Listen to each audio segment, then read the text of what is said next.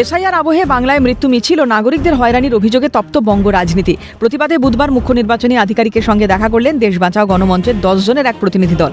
স্মারকলিপি জমা দিয়ে করলেন সাংবাদিক সম্মেলন। দেশ বাঁচাও গণমঞ্চের প্রতিনিধি তথা সাংবাদিক সুমন ভট্টাচার্যের অভিযোগ, নির্বাচন কমিশন একটা নির্দিষ্ট দলের এজেন্ট হিসেবে কাজ করছে। ৭৬-এর মন্বন্তরে শ্যামাপ্রসাদ মুখোপাধ্যায়ের যে ভূমিকা ছিল, এখন বিজেপিরও তাই ভূমিকা।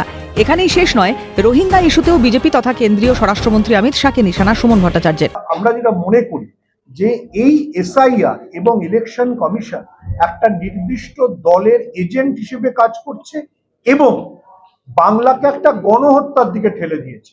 ৭৬-এর মন্বন্তরের সময়ও মানুষের এত আতঙ্ক হয়নি। ৭৬-এর মন্বন্তরে শ্যামাপ্রসাদের যা ভূমিকা ছিল, এখনো বিজেপির তাই ভূমিকা। ভিন্ন অমিত শাহর মতো নেতাদের বক্তব্য থেকে পশ্চিমবাংলায় নাকি অনেক রোহিঙ্গা আছে। প্রথম ৫৮ লক্ষ যার নাম বাদ গেছে, তার মধ্যে কতজন রোহিঙ্গা আছে, এটা যদি ইলেকশন কমিশন আমাদের জানিয়ে দেয় তাহলে বাদই দেব। আরও এক প্রতিনিধি রন্তিদেব সেনগুপ্ত বলেন, ভোটার তালিকায় প্রয়াত শিল্পী প্রতুল মুখোপাধ্যায়ের স্ত্রী কবি জয় গোস্বামী, রাজ্যের প্রাক্তন মন্ত্রী কান্তি গঙ্গোপাধ্যায় সহ একাধিক পরিচিতের নাম নেই। এদের নতুন করে আবার প্রমাণ করতে হবে যে তারা ভারতের ভোটার, তারা এদেশেরই নাগরিক। ক্ষোভ উগরে দিয়ে আদালতের দ্বারস্থ হওয়ার হুঁশিয়ারি রন্তিদেবের। এখন প্রতুল মুখোপাধ্যায়ের স্ত্রী বা প্রতুল মুখোপাধ্যায়ের পরিবার বা জয় গোস্বামী এবং তার পরিবারকে আমাদের একজন এই গণমঞ্চের আছেন বিভান ঘোষ, খুব পপুলার অ্যাক্টর, তার নাম নেই। এই মানুষগুলো পরিচিত মানুষ। আজকে তাদের নতুন করে আবার পরিচয় দিতে হবে। যে মানুষটি 85 বছরের যে মানুষ, তাকে যেতে হচ্ছে হিয়ারিং এ, কিন্তু কবে থেকে ভোট দিয়ে আসছে, তাকে আজকে আবার নতুন করে প্রমাণ করতে হবে যিনি ভারতের ভোটার, ভারতীয় নাগরিক।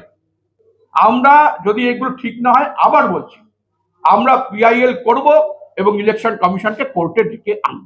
আমার 2002-তেও নাম ছিল এবং আমি প্রত্যেক বছর নিয়ম করে ভোট দিয়ে থাকি, কিন্তু আমার নাম নেই, আমার ভোটার লিস্টে নাম নেই এবং আমাকে বলা হয়েছে যে আবার করে 6 নম্বর ধারাতে অ্যাপ্লাই করতে।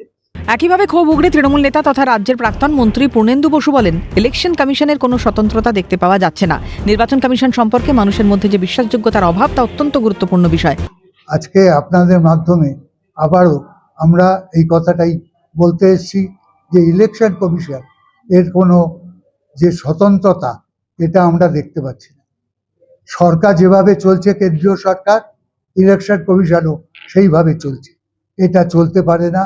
এটা এই স্বচ্ছতার অভাব নিয়ে ইলেকশন কমিশন সম্পর্কে মানুষের মধ্যে যে বিশ্বাসযোগ্যতার অভাব, এইটা মানুষ যে বলছেন, এইটা অত্যন্ত গুরুত্বপূর্ণ বিষয়। এসআইআর নিয়ে উদ্বেগ যেন কিছুতেই কাটছে না। নেপথ্যে বিজেপির প্ররোচনা, ইলেকশন কমিশনের সঙ্গে বিজেপির আঁতাত, বাংলায় রাজ চালাতে সাধারণ মানুষের নাগরিকত্ব কেড়ে নেওয়ার চেষ্টা চলছে, প্রশ্ন অনেক।